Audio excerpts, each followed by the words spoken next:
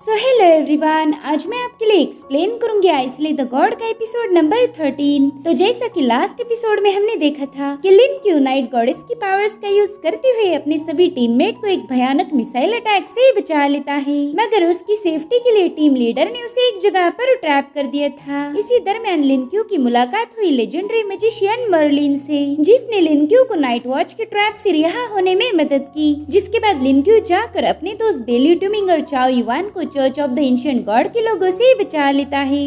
अब आगे तो एपिसोड की शुरुआत में हम एक खूबसूरत लड़की को देखते हैं जो कह रही थी, लिन क्यू आज तुम्हारे साथ एक शो परफॉर्म करने के लिए मैं बहुत ज्यादा एक्साइटेड हूँ। तुम भी पावरफुल हो और मुझ में भी टैलेंट की कोई कमी नहीं, तो देखते हैं कि हम दोनों में से जीत किसकी होगी। और तभी उसके सामने मौजूद एक बिल्डिंग में बहुत बड़ा धमाका हो जाता है। इधर हम उसी लड़की को देखते हैं जिससे लिन क्यू उसकी टीम के बारे में पूछ रहा था, मगर वो लड़की तो काफी ज्यादा डिस्टर्ब थी। वो लिन क्यू के पूछे कोई सवाल पर जवाब नहीं देती, वो तो बस अपने तोते को याद करके रो रही थी, जिसे लिन क्यू ने थोड़ी देर पहले ही खत्म कर दिया था। इसलिए वो गुस्से में आकर लिन क्यू को पीछे ढकेल देती है। वो कहती है कि तुमने मेरे तोते को मार के मुझे हमेशा के लिए अकेला कर दिया, इसलिए अब तुम्हें भी इसकी पनिशमेंट मिलेगी। इधर लिन क्यू कहने लगा कि church of the ancient God के लोग तो पूरी तरह से पागल है, पता नहीं उन्होंने ऐसे ऐसे नमूने कहाँ से पकड़ लाए। इधर वो लड़की कह रही थी कि तुमने मेरे तोते को मार दिया, अब मैं तुम्हें भी उसके पास भेजूंगी ताकि उसे जहन्नुम में बिल्कुल भी बोर ना हो। जिसके बाद उस बंदी ने अपनी स्काई बर्निंग वाली टेक्निक को एक्टिवेट कर दिया। उससे आसमान में एक बहुत बड़ा एनर्जी सर्कल बन गया था और अब उसी एनर्जी का यूज करके वो लड़की अपने मल्टीपल फॉर्म क्रिएट कर लेती है। और अब उस लड़की के सभी फॉर्म्स लिन के ऊपर चारों ओर से तीर चलाना शुरू कर देते हैं। तो लिन क्यू तुरंत ही अपनी नाइट गॉडेस वाली पावर्स को एक्टिवेट कर देता है। वो अपने स्विफ्ट मूव के साथ उसके सारे तीरों से बचता जा रहा था। अब ये देखकर उस बंदी ने अपनी और एनर्जी को एक्टिवेट कर दिया, जिससे वहाँ क्रिएट किया हुआ पोर्टल अपने आप लिन क्यू पर तीर बरसाना शुरू कर देता है। मगर लिन क्यू पर उसका एक भी एरो हिट नहीं होता, वो तो बड़ी तेजी से उन्हें डॉज करते जा रहा था। जिसके बाद वो निक्स की एक और पावर को एक्टिवेट कर देता है, जिससे वो तीर अपने आप डिस्ट्रॉय होना शुरू हो गए। उसकी ये मूव देखकर तो बंदी काफी ज्यादा हैरान हो गई। वो कह रही थी कि ये इम्पॉसिबल है, मेरे पास हेवनली फायर की पावर है और इसके होते हुए तुम्हारा बाप भी मुझे हरा नहीं सकता।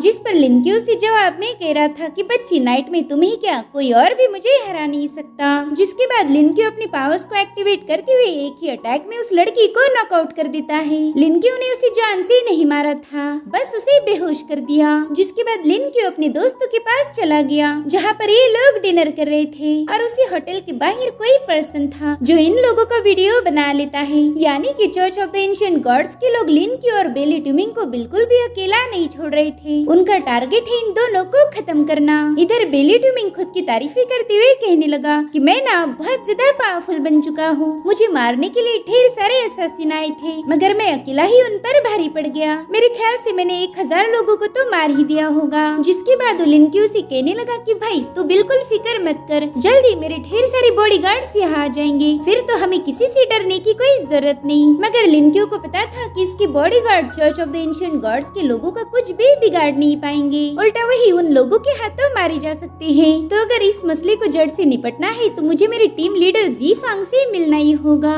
और तभी वहाँ पर किंग जू पहुँच जाता है। इस बंदे ने आज तक लिन क्यू से कभी बात नहीं की थी, मगर इस बार वो लिन क्यू के पास जाकर बैठ जाता है। वो कह रहा था कि तुमने मिसाइल अटैक में सबको बचाया और उसके लिए मैं तुम्हें थैंक्स बोलना चाहता हूँ। मुझे लगता है कि ये नया साल बिल्कुल भी आसान नहीं होने वाला, हमें कई सारी मुसीबतों का सामना करना पड़ सकता है, तो अगर तुम्हें कभी भी मदद की जरूरत हो तो बस मुझे बता देना। जिस पर लिन क्यू कह रहा था कि भाई तुमने तो बड़ी ही सही टाइम पर ये बात की, वैसे मुझे आज ही तुम्हारी मदद की सख्त जरूरत है। जिसके बाद लिन क्यू इन लोगों को लेकर प्लेजर हाउस के बाहर पहुंच जाता है। ये सभी लोग उस जगह को देखकर काफी ज्यादा शर्मा रहे थे। इधर शेन किंग जो लिन क्यू से कह रहा था कि भाई माफ करना, लेकिन मैं नहीं जानता था कि तुम ऐसे भी शौक पालते हो। तो लिन क्यू तुरंत ही उससे कहने लगा कि अरे यार तुम तो गलत समझ रहे, देखो यही जगह इन दोनों के लिए सबसे सेफ है। मुझे बिल्कुल नहीं लगता कि चर्च के लोग प्लेजर हाउस को विजिट करेंगे, इसलिए बेली ट्यूमिंग यहाँ पर सेफ होगा। वैसे देखा जाए तो उसे प्रोटेक्ट करने की जिम्मेदारी मैं चाओ युआन को भी सौंप सकता हूँ, लेकिन चाओ युआन की कोई गारंटी नहीं। एक बार उसकी फॉरबिडन रूइंस एक्टिवेट हो जाए तो दोस्तों और दुश्मनों में फर्क करना भूल जाता है। इसलिए मैं चाहता हूँ कि तुम इनके साथ रहकर इन्हें प्रोटेक्ट करो और तब तक मैं अपने आंटी से मिलकर आता हूँ। दरअसल यहाँ पर लिनक्यू ने उनसे झूठ बोला था, उसके आंटी के पास नहीं बल्कि टीम लीडर जीफांग के पास जा रहा था। इधर किंगजू तो बिल्कुल उस प्लेजर हाउस में जाना नहीं चाहता था, तो ये दोनों जबरदस्ती उसे उठाकर अपने साथ ले जाने लगे। तो शेन किंगजू ने वार्निंग देता है कि आज रात अगर यहाँ पर कुछ हुआ तो उसका जिम्मेदार मैं नहीं हूँ। इधर लिनक्यू की मुलाकात उसी लड़की से होती है जिसे हमने एपिसोड की शुरुआत में देखा था। वेल इस बंदी का नाम है रोजिन। वो लिनक्यू से कहती है कि मैं चर्च के लिए काम करती हूँ, जिसके बाद वो बेली डांस करते हुए लिनक्यू से कहने लगी कि आज रात मैं तुम्हारे साथ एक शो परफॉर्म करना चाहती हूँ जिसमें तुम्हें अपना 100% देना होगा। और अब अगले सीन में हम देखते हैं कि उस शो को देखने के लिए कुछ लोग एक लोकेशन पर पहुंच चुके हैं, मगर लिनक्यू को इनके बारे में कोई अंदाजा नहीं था। वो तो बस रोज इनके पीछे भाग रहा था और अब वो उसे फॉलो करते हुए एक हॉल में पहुंच जाता है जहाँ पर रोजिन तो मौजूद नहीं थी, मगर लिनक्यू को उसकी अनाउंसमेंट सुनाई देती है। वो कहने लगी कि आज के हमारे शो का कलाकार है लिनक्यू, वो अपना बेहतरीन परफॉर्मेंस दे के आपका दिल खुश करेगा।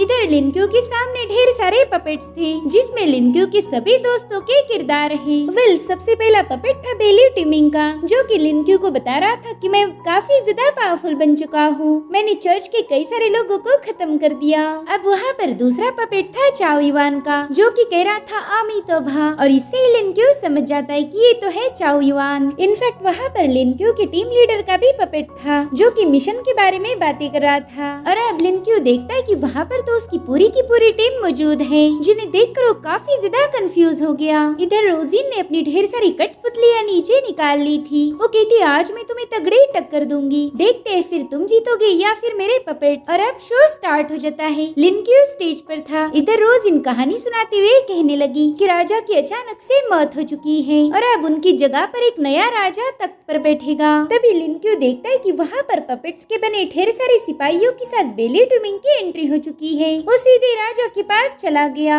इधर रोजिन अपने ऑडियंस को बता रही थी कि राजा की कोई औलाद नहीं, इसलिए अब मिनिस्टर ही नया राजा बनेगा, मगर एक राजा की जगह लेना उसके लिए इतना आसान भी नहीं होगा। उसे यहाँ पर कोई न कोई चैलेंज जरूर करेगा। और होता भी वैसे ही। वहाँ पर टीम लीडर का पपेट आ चुका था। वो बताने लगा कि ओल्ड किंग का एक बेटा है जो सालों पहले गुम हो गया था और वो है लिनक्यू, यानी कि सही मायनों में वही गद्दी का असली वारिस है। अब मिनिस्टर को तो राजा बनना ही था, इसलिए वो लिनक्यू से चैलेंज करता है, जिसके मुताबिक लिनक्यू को दूसरे दिन सुबह की पहली किरण के साथ उनकी सल्तनत की कैपिटल में पहुंचना होगा। अगर लिनक्यू ये कर पाया तो वही नया राजा बनेगा, नहीं तो फिर राजा की जगह मैं संभालूंगा। और अब इस तरह से ये खेल शुरू हो जाता है। वहाँ मौजूद सभी सिपाही अचानक से लिनक्यू पर अटैक करने के लिए आगे बढ़ते हैं। उन्हें कुछ भी करके लिनक्यू को खत्म करना था ताकि वो कैपिटल तक पहुँचने ही ना पाए। तो लिनक्यू ने भी उनके साथ फाइट करना शुरू कर दी, मगर उसका रियल टारगेट ही सिपाही या फिर कोई कैपिटल नहीं बल्कि रोजिन थी। इसलिए उन सभी पपेट्स को मारते हुए सीधे रोजिन के पीछे जाने लगा।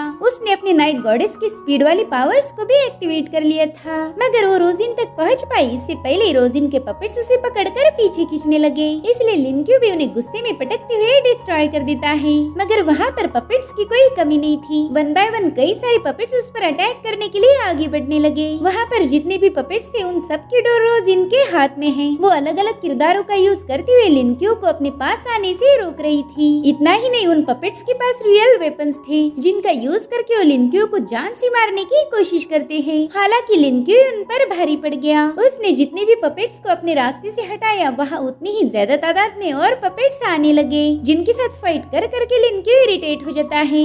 उसे उनके साथ फाइट करते हुए समझ आ गया था कि ये पपेट पावरलेस है। और अब हमें पास्ट की कहानी दिखाई जाती है, जहाँ पर रोजिन अपने शो के लिए रेडी हो रही थी कि तभी उससे मिलने के लिए एंशिएंट चर्च का लीडर आ जाता है। उससे कह रहा था मेरी जान, तुम्हारे जैसा बेहतरीन परफॉर्म कोई नहीं कर सकता और मैं जानता हूँ कि तुम अपने टैलेंट के दम पर उस लिनक्यू को हरा सकती हो।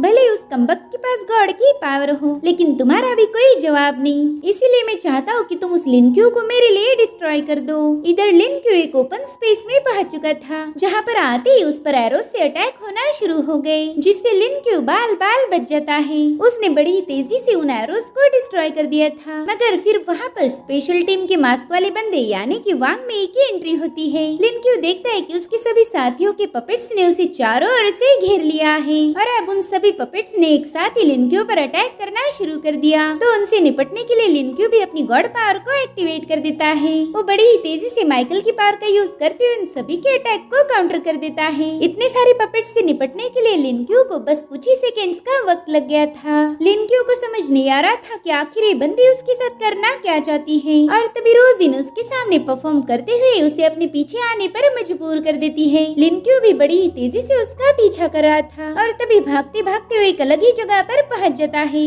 जहां लिन क्यू पर राजा के स्केलेटन ने अटैक कर दिया। मगर लिन क्यू बड़ी ही चालाकी से उसके हर एक अटैक से बचता जा रहा था और इस बार लिन क्यू ने भी एक ही अटैक में उस राजा को निपटा दिया। लेकिन अब वहाँ पर राजा के वफादार भी पहुँच गए थे, जो लिन क्यू पर बारी बारी हमला करना शुरू कर देते हैं, मगर लिन क्यू जैसे तैसे उन्हें